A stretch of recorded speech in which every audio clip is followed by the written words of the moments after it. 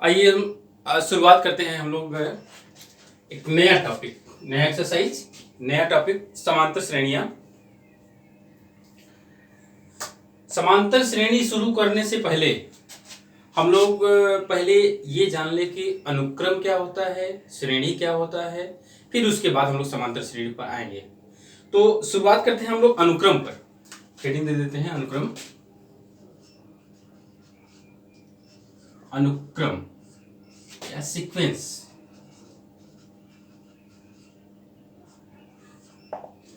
Sequence क्या होता है? सीक्वेंस कुछ ऐसे संख्याओं का समुच्चय होता है। कुछ ऐसे संख्याओं का समुच्चय होता है जो किसी निश्चित नियम के आधार पर रखे गए हों। जैसे अगर हम कुछ संख्याएं ले लें, 2, 3, 4, 5, 4, 7, 8, इस तरह से ये एक संख्याओं का समुच्चय है, एक ग्रुप है। ये ऐसे ही रख दिया गया है, इसमें कोई क्रम नहीं, कोई नियम का पालन नहीं किया गया है, ऐसे रेंडमली रख दिया गया है। अब हम इसको सजा करके रखेंगे। जब सजा कर रखेंगे तो देखिए कैसे होगा।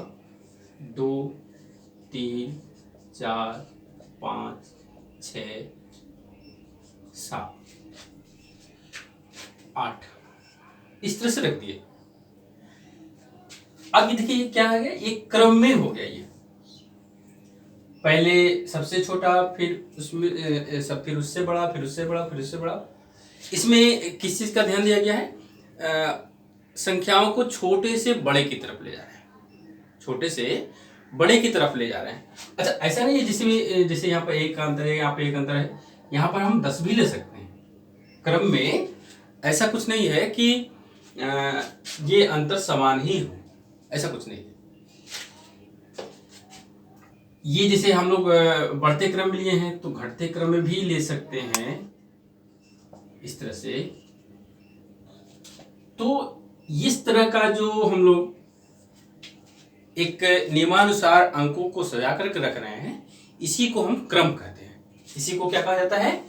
क्रम कहा जाता है। क्रम संख्याओं के समुच्चय को नियमानुसार रखने को ही हम क्रम कहते हैं। और क्रम के बाद अनुक्रम कहते हैं, अनुक्रम कहते हैं, सीक्वेंस कहते हैं इसको। और जब इसी सीक्वेंस को हम चिन्हों का प्रयोग कर ले, जैसे धनात्मक या ऋणात्मक, गुणा, भाग, इन चारों चीजों में किसी का भी अगर हम प्रयोग कर देते हैं। अच्छा देखिए, इसको भी सीक्वेंस ही करेंगे। 2, 4, 8, 16, 32, या ऐसा करें 64, 32, 16, 8, 4, ये सब सीक्वेंस हैं। ये सभी के सभी सीक्वेंस हैं। और जब इन सीक्वेंसों को किसी चिन्ह के साथ हम जोड़ देते हैं, जैसे यहां पर हम लगाते हैं ऐसे, यहां पर हम ऐसे कर दें, ऋण चिन्ह का, यहाँ पर ऋण चिन्ह का प्रयोग कर दिए, यहाँ पर प्लस का प्रयोग कर दिए, यानी कि चिन्ह का प्रयोग करें। सीक्वेंस में हम क्या किए? चिन्ह का प्रयोग कर दिए। तो जब अनुक्रम के संख्याओं के बीच जब हम चिन्हों का प्रयोग करें तो इस प्रकार से जो क्रम मिलता है उसको हम श्रेणी कहते हैं। श्रेणी क्या होता है? श्रेणी और अनुक्रम में बस केवल एक छोटा सा अंतर है। सीक्वेंस क्या होता है? संख्याओं का क्रम होता है, छोटे से बड़े की तरफ या बड़े से छोटे की तरफ। और अगर उन संख्याओं के बीच में हम चिन्हों का प्रयोग कर दें तो वो अनुक्रम श्रेणी बन जाता है। बस इतना सा ही अंतर है। ये अनुक्रम है और यहां ये क्या हो गया? श्रेणी हो गया। श्रेणी भी बोलते हैं या ऐसे भी लिखा जाता है, ठीक है। ये अब अगर कहीं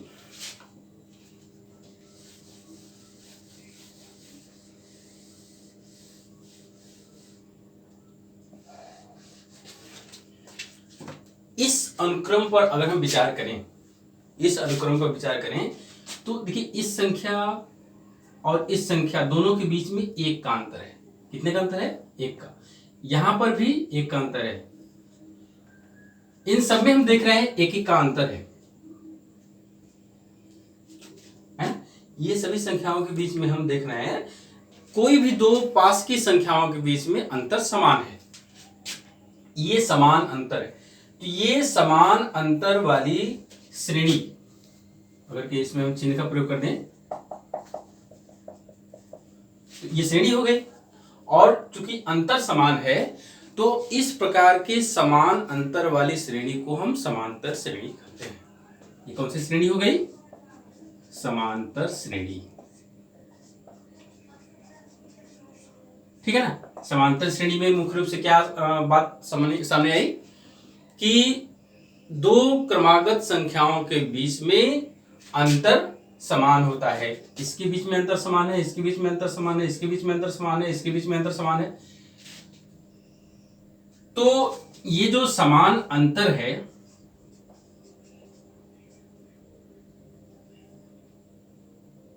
समान अंतर, इसको हम डी से दिखाते हैं। ठीक है, डी से दिखाते हैं और इसको बोलते हैं सार्वंतर। सार्वंतर बोलते हैं जो समान अंतर जिसको जोड़ने या घटाने पर अगली संख्या हमको मिल रही है उसको हम कहेंगे समांतर। ठीक है, तो ये जो समान अंतर आ रहा है ना, इसको डी से प्रदर्शित करते हैं और इसको सार्वंतर बोलते हैं। और देखिए कोई भी श्रेणी कहीं से शुरू होगी तो जहां से शुरू हो रहा है वो पहला पद होगा। कोई भी श्रेणी कहीं से शुरू होगी ना, तो जहां से शुरुआत होगा वो पहला पद कहलाएगा। जैसे यहां पर पहला पद, प्रथम पद कितना है? 2 है और इसको हम लोग प्रदर्शित करते हैं ए से। तो अगर कहीं हम समांतर श्रेणी का जनरल फॉर्म लें तो देखिए ये अगर के प्रथम पद है ए और ये क्या है, इसको किससे प्रदर्शित कर रहे हैं? डी से प्रदर्शित कर रहे हैं। तो ये अगर प्राप्त करना है, जैसे 2 में 1 जोड़ रहे हैं तो 3 मिल रहा है, तो इसी तरह से ए में 1 जोड़ दे या डी जोड़ देंगे तो ये मिल जाएगा। तो अगर कहीं श्रेणी बनानी हो, समांतर श्रेणी,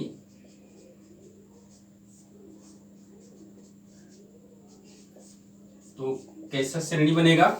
अगर पहला पद ए है तो उससे अगला पद प्राप्त करने के लिए हमको प्रथम पद में सार्वंतर जोड़ना पड़ेगा। ठीक है, फिर इसमें सार्वंतर जोड़ेंगे तो अगला पद मिल जाएगा। तो सार्वंतर डी जोड़ेंगे तो एक डी पहले से है, फिर एक डी और जोड़ेंगे तो डी और डी 2D हो जाएगा। यहां पर मिल जाएगा हमको a + 2D। फिर इसके आगे वाला करेंगे a + 3D। अब अगर कि जैसे मान लीजिए कि जनरल फॉर्म में ले रहे हैं और हमको पता करना है कि यनवा पद ऐसे अगर हम चले जाएं तो यनवा पद क्या होगा? देखिए जब दूसरा पद ले रहे हैं तो यहाँ पे हम लिख रहे हैं 1D, यहां पर क्या कर रहे हैं? तीसरे पद में 2D कर रहे हैं, चौथे पद में 3D कर रहे हैं। यानी जिस पद की बात कर रहे हैं यहां पर जो D का गुणांक है उससे एक कम है। तो अगर हम 90 पद की बात करेंगे तो D के साथ गुणांक जो होगा वो n से एक कम यानी n-1 होगा। तो nवां पद क्या हो जाएगा? a + n-1 × D। ठीक है ना। तो किसी समांतर श्रेणी का nवां पद, इसको हम लोग an से दिखाएंगे। ये होगा a + n-1 × D। ये हमारा एक फॉर्मूला निकल गया। किसी भी समांतर श्रेणी का अगर प्रथम पद ज्ञात हो, सार्वंतर ज्ञात हो और पदों की संख्या ज्ञात हो, तो पदों की संख्या जैसे कर दिया 10वां पद, 15वां पद, 20वां पद, ये हमारा हो जाएगा जनरल फॉर्म में समांतर श्रेणी।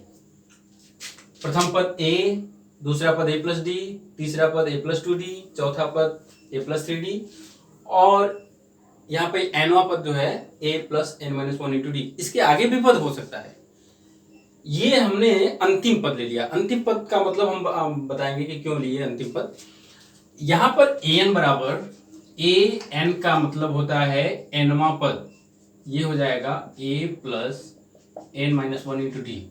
और जब nवा पद अंतिम पद हो, जब nवा पद एकदम लास्ट में हो, एकदम अंत में हो, तो उसको हम अंतिम पद बोलते हैं और दिखाते हैं l से। l मतलब लास्ट टर्म, l बराबर a plus N minus one into D, ये हो जाएगा फॉर्मूला। और देखिए एक्सरसाइज में पूछता है कि निर्धारण कीजिए कि यह जो श्रेणी है, यह जो श्रेणी दी गई है समांतर श्रेणी है या नहीं। तो समांतर श्रेणी का निर्धारण हम उसके सार्वंतर के द्वारा ही करते हैं। हम दो पदों के बीच में, दो पदों को अगले पद में से पहले पद को घटाएंगे, इसमें से इसको घटाएंगे, इसमें से इसको घटाएंगे, दो तीन बार कर लेंगे और देखेंगे कि हर बार जो अंतर आ रहा है अगर वो समान है, जो सार्वंतर, अंतर को मतलब सार्वंतर कहेंगे, अगर वो समान आ रहा है तो हम कहेंगे कि दी गई श्रेणी समांतर श्रेणी है। जब अंतर समान होगा तब।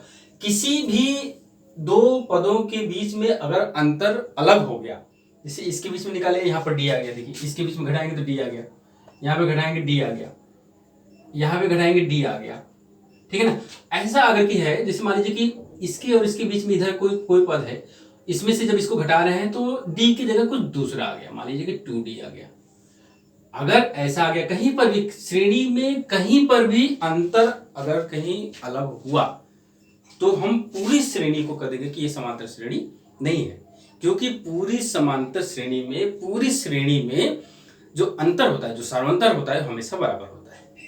तो ठीक है, ये निर्धारण करने के लिए हम लोग जब पता करना होता है कि समांतर श्रेणी है कि नहीं है, तो हम सार्वंतर निकालकर चेक करते हैं। अगर सार्वंतर हर जगह बराबर आ रहा है तो हम कहेंगे समांतर श्रेणी है। आइए देखते हैं हम इसका समांतर श्रेणी का जो पद है उनका योगफल, n पदों का योगफल क्या होता है। आइए उसमें हम लोग देखते हैं कि समांतर श्रेणी दी गई है, उसका nवां पद हम लोग याद कर लिए। nवां पद क्या होता है, अगर nवां पद एकदम अंतिम पद हो तो उसको हम लोग l से दिखाते हैं, लास्ट टर्म बोलते हैं। और समांतर श्रेणी है कि नहीं है, इसमें क्या किए कि सार्वंतर निकाल करके चेक किए। अगर हर जगह सार्वंतर समान है तो हम कहेंगे कि समांतर श्रेणी है। अगर श्रेणी के पदों का योगफल ज्ञात करना है, अगर श्रेणी में n पद दिए हों और उन n पदों का योगफल ज्ञात करना हो तो कैसे ज्ञात करेंगे। देखिए मान लेते हैं कि इस श्रेणी का योगफल यस है, ठीक है। फिर अगर इसी श्रेणी को हम लोग यहाँ पर ऐसे लिख दें, a plus N minus one into D, पलट करके फिर प्लस, देखिए यहाँ पर a plus N minus two into D होगा, तो a plus N minus two into D. और इस तरह से अगर कहीं चले तो यहाँ पर हमको a मिले, मतलब क्या किए, श्रेणी को पूरा पलट दिए, ये वाला पद यहाँ और ये वाला पद यहाँ पलट दिए। अब इसको जोड़ दीजिए, जोड़ेंगे तो यस एस टू यस हो गया, बराबर देखिए a और a, 2a plus N minus one into D, ये एक पद हो गया। फिर प्लस इसमें देखिए a प्लस डी, यहाँ पर थोड़ा सा हम इसको ऐसे करेंगे, a प्लस डी, और नीचे है क्या, a plus N D minus two D, N D minus two D. इसको जोड़ेंगे तो यहाँ पे हो गया 2a प्लस एन डी, ये घट जाएगा देखिए माइनस डी, या हो जाएगा 2a प्लस डी, कॉमन अगर ले लें तो n minus one into D. यानी कि यहाँ भी हमको इसी तरह का मिलेगा, यहाँ भी हमको मिलेगा 2a plus N minus one into D, ठीक है ना। तो यहाँ भी वही मिलेगा, 2a plus N minus one into D, और लास्ट में भी हमको वही चीज मिल जाएगा, 2a plus N minus one into D. अब ये देखिए समान पद हैं, एक समान पद हैं और कितनी बार हैं, n बार हैं। कितनी बार है? n बार है। तो अगर इनका योगफल निकालना होगा, प्लस चिन्ह लगा हुआ है ना, अगर इनका योगफल निकालना होगा, जैसे अगर कहीं हम कहेंगे 2 + 2 + 2 + 2 + 2 5 बार है, इनका योगफल ज्ञात कीजिए। तो हम लोग क्या करेंगे, 5 × 2 कर देंगे, सॉरी 5 × 2 कर देंगे, आ जाएगा 10। या तो ऐसे अलग अलग जोड़ दीजिए, 10 आएगा, या जो समान पद है उनकी संख्या को उस पद से गुणा कर दें। 2 5 बार है तो 5 × 2। तो यहां भी ये चीज, ये पद जो है n बार आया है, तो n × यह पद n 2a + n - 1 × d।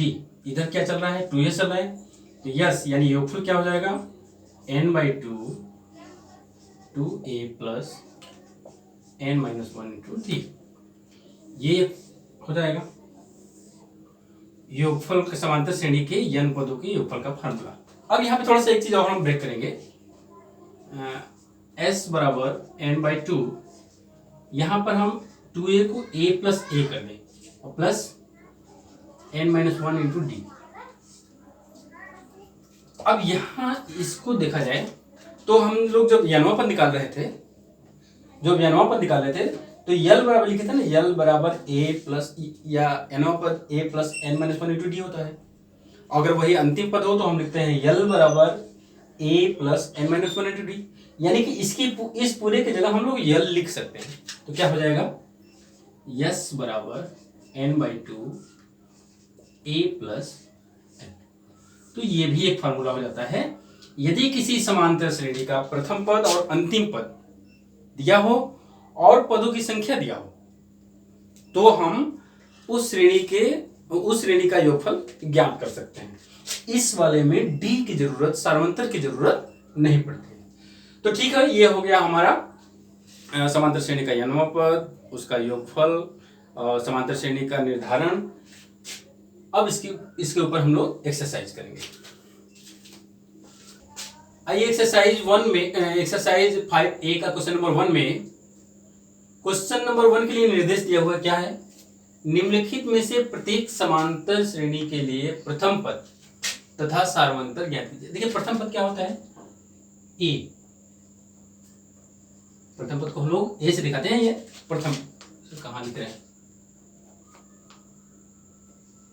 ए। और सारवंतर को किसी दिखाते हैं, डी से।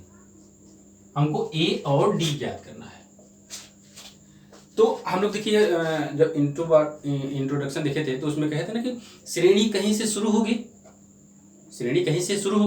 और जहां से शुरू होगी वही पहला पद हो जाएगा। तो यह श्रेणी यहां से शुरू है ना, ये हमारा हो जाएगा पहला पद ए। यहां पे लिखेंगे प्रथम पद ए = 3 और सारवंतर ज्ञात करना है। सारवंतर के लिए क्या करेंगे, इसमें से इसको घटा दीजिए, या इसमें से इसको घटा दीजिए, या इसमें से इसको घटा दीजिए। अगर कहीं ये समांतर श्रेणी दिया हुआ है तो हर जगह d का मान समान होगा, यानी कि जो सारवंतर होता है वो समान होगा, क्योंकि ये कह दिया है कि ये जो चारों है ये समांतर श्रेणी है। तो समांतर श्रेणी है तो प्रथम पद और सारवंतर ज्ञात करना है। तो हम पूरा नहीं निकालेंगे, कोई किसी भी दो पदों में, दो पास वाले जो पद हैं उसके बीच में से अंतर निकाल लेंगे। इसमें से इसको घटा दीजिए, तो चलिए हम यहां घटाते हैं। तो डी सारवंतर डी बराबर क्या होगा, 1 में से 3 घटा देंगे, क्या हो जाएगा, -2। ठीक है, ये दोनों आंसर हो जाएंगे। इसमें सेम चीज, ये हमारा क्या हो जाएगा, पहला पद a = -5 और d के लिए क्या करेंगे, इसमें से इसको घटा दें, या इसमें से इसको घटा दें, या इसमें से इसको घटा दें। चलिए हम इसमें से इसको घटाते हैं, 3 - -1 है ना, -1 को ना घटाना है। तो अब माइनस, जब ब्रैकेट हटाएंगे तो माइनस की वजह से ये प्लस हो जाएगा। 3 + 1 = 4। डी का मान क्या हो गया, सारवंतर क्या हो गया, 4 हो गया, प्रथम पद -5। यहां पर ये प्रथम पद हो जाएगा ए बराबर, क्योंकि श्रेणी यही से शुरू है, 1/3। चूंकि ये समांतर श्रेणी है तो किसी भी दो पास पास वाले पदों में अगले पद में से पहले वाले को हम घटा देंगे तो सार्वंतर डी निकल जाएगा। तो चलिए इसमें से इसको घटा देते हैं, 5/3 में से 1/3, तो 3 लघुत्तम, 5 - 1 यानी कि कितना हो जाएगा, 4/3। तो प्रथम पद 1/3 और सार्वंतर 4/3 आएगा। इसमें अब सेम चीज, ये हमारा क्या हो जाएगा, प्रथम पद a बराबर 0.6, ठीक है। और d के लिए क्या करेंगे, किन्हीं भी दो पदों में से, दो पास पास वाले पदों में से अंतर निकालेंगे, तो हम इसमें से इसको घटा रहे हैं, 3.9 माइनस 2.8 घटाएंगे तो 1.1। सार्वंतर 1.1 और प्रथम पद 0.6, ठीक है ना। ये सब आंसर हो जाएंगे।